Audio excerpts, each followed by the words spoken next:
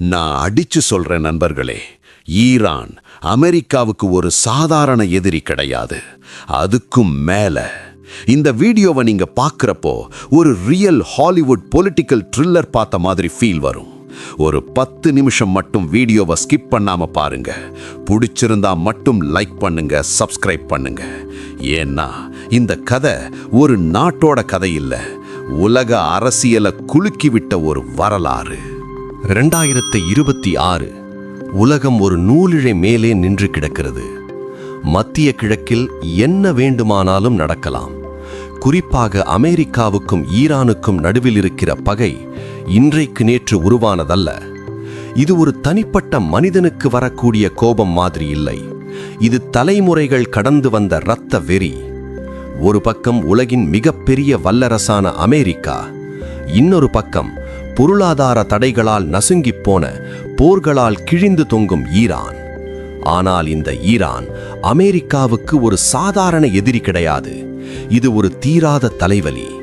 America எத்தனையோ நாடுகளை அடிபணிய வைத்திருக்கிறது, எத்தனையோ அரசாங்கங்களை மாற்றியிருக்கிறது.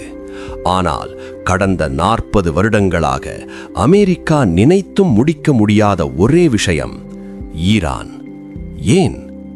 ஏன் ஈரான் மட்டும் அமெரிக்காவுக்கு இவ்வளவு பெரிய பிரச்சனையாக இருக்கிறது?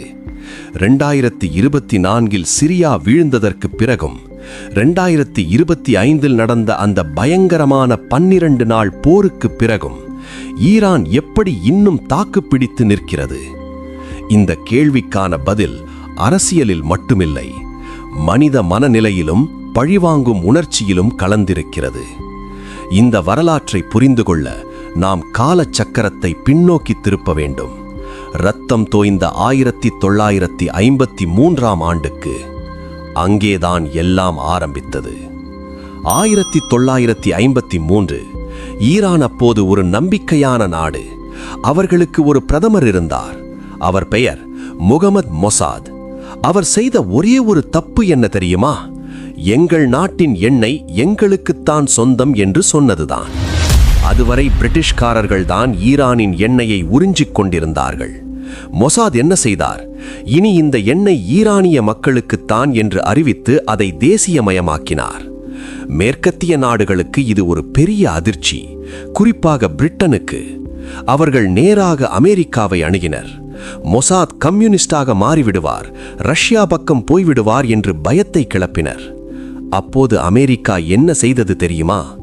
ஜனநாயகத்தை பற்றி பேசும் அந்த அமெரிக்கா ஈரானின் ஜனநாயகத்தை குழி தோண்டி புதைத்தது.